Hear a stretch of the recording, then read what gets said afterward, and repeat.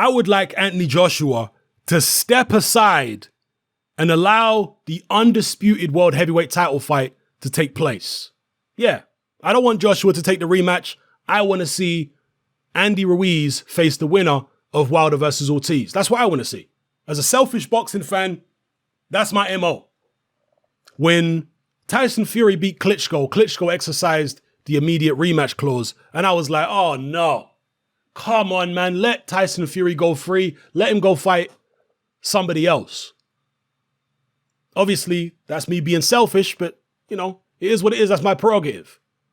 Same way when AJ beat Klitschko. Klitschko was considering the immediate rematch clause. And I was like, oh, please, no. I don't want to see AJ bogged down with the same opponent for a prolonged period of time. No. Same situation here.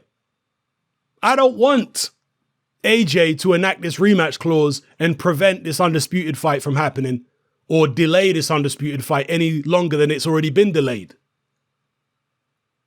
So from a selfish boxing fan perspective, I'd like AJ to step aside and allow Andy Ruiz to go ahead and engage in an undisputed fight.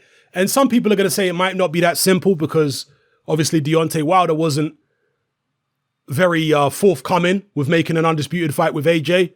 But that is true. But at the same time, one of the factors in that was that AJ was with one of Al Heyman's rivals, with DAZN, Matchroom, all that. Whereas Andy Ruiz is an Al Heyman fighter. So although Al Heyman fighters do get kept apart to build certain fights, that does happen. Ultimately, you do see a lot of them fight each other. So I'm still hopeful. I'm a glasses half full kind of boxing fan that we get to see Andy Ruiz versus the winner of Wilder against Ortiz. Yeah, the both, you know, it's all in-house Al Heyman. It should be more doable. And because at the end of the day, Al Heyman wins regardless. And on top of that, there's incentive for Al Heyman to make the undisputed fight because Mexicans come out to support their own. Andy Ruiz is going to have more support and he's going to sell more tickets than Deontay Wilder ever did. You watch now. If AJ steps aside, you watch how much support Andy Ruiz gets. You watch how his fights, the arena's going to be full up. And he's going to show Deontay Wilder how it's done in terms of pulling a crowd. And again, it's not Deontay Wilder's fault. Let me not make out as though I'm blaming Deontay Wilder in terms of being able to pull crowds. You know, there are different demographics in the United States. Some people really support their fighters and turn out and pay money. Others don't. And unfortunately for Deontay Wilder, his particular demographic, they don't come out and support in big numbers like that, unfortunately. But with Andy Ruiz being Mexican, Mexicans will come out and support their own, particularly now they've got a world heavyweight champion. He's going to be big news in Mexico. So there is incentive there for Al Heyman to make that undisputed fight sooner rather than later. Yeah, there's incentive there. So please, AJ, step aside, let the fight happen. And to be honest, it might be the best thing in terms of AJ's development as a fighter for him not to take the Ruiz rematch. I know that if he doesn't take the Ruiz rematch, he could get frozen out of the heavyweight picture for years. I know that. He might have to fight his way up into a mandatory position to get a shot. I know that. But AJ's already a multimillionaire. AJ's already made more money than any of the other heavyweights out there. So it's not like he needs to, you know, worry about getting a title shot again in the immediate future because of his, you know, trying to secure his finances. His finances are already secured. He's already a multimillionaire. AJ could retire right now and his family would be good for generations to come. He's made more money than Wilder, Fury, Ruiz, and all them guys combined. So AJ is in a position now where he can step away for a while, have a rehabilitation period, you know, go for a few years fighting contenders and, you know, maybe working with a different trainer. AJ can do that now. He has the luxury of being able to do that. And maybe that's the best thing for him to do in his career is not step back into championship fights, not go fight Andy Ruiz in the rematch, but go a different route. Now, of course, there's going to be a massive amount of pressure on AJ not to go that route and to instead go straight back in there, rematch Ruiz, and get them belts back, because DAZN have invested money in AJ. Matchroom, above all else, have invested money in AJ. Sky have invested money in AJ. And so much of Sky and Matchroom's business has been built on the back of AJ's success. So they will be desperate for AJ to get straight back in and rematch Andy Ruiz. But that might not be the right move for AJ. Yeah, it's definitely the right move for them because they're desperate. They don't want to lose all that money. But is it the right move for AJ and his development and his progression and his rehabilitation? Maybe not.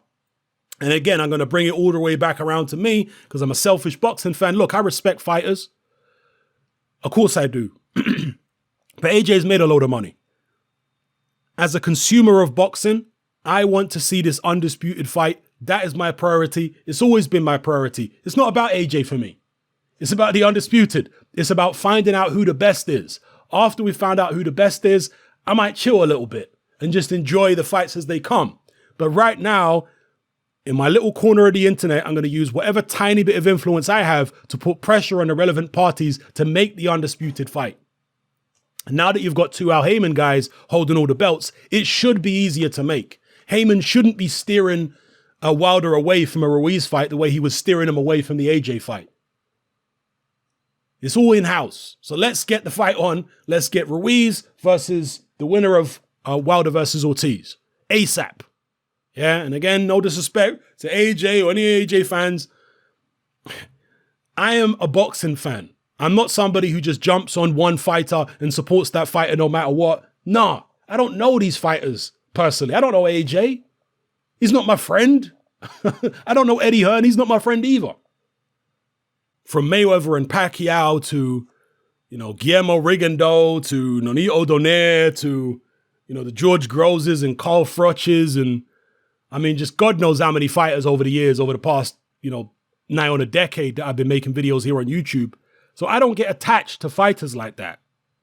Yeah, there are certain fighters, of course, who I find most entertaining. But at the end of the day, I want to be entertained. Okay, so it's the entertainment rather than the fighter themselves, which I'm most concerned with, and finding out who the best is. That's why I'm such a big advocate for these undisputed fights and the unification fights. I want to find out who the best is. So, it is what it is. That's my take on it, people. I would like AJ to go a different direction, step aside, let the undisputed fight happen. He's good money-wise. His family are good for generations to come. He doesn't need it right now. He has the luxury, and maybe it's best for him to step away, rehabilitate himself, rebuild himself under a new trainer, etc., etc. And let the heavyweight division move on for now. Maybe he can come back in at a later date and challenge for a title again and, do whatever. That'll be part of his journey and his story. But right now, I'd like him to step aside and let Ruiz fight the winner of Wilder Ortiz. All right, so let me know what you guys think in the comment section below. It's happening. I'm out. Join me on Patreon. I upload a minimum of 2 podcasts every single week, covering a wide variety of controversial topics, as well as live stream Q&A sessions. Take a look on screen right now at some of the podcasts I've produced so far. For just $3 a month, the equivalent of about £2 a month, you get access to all my new podcasts and my entire back catalogue of past podcasts, including my popular Confessions of a Nightclub Bouncer series. You can listen on your computer or on your smartphone or tablet by downloading the Patreon app from the Google Play Store or the App Store for free. The Patreon app also allows you to download each podcast in MP3. For less than the price of a cup of coffee, you get access to dozens of hours of exclusive content.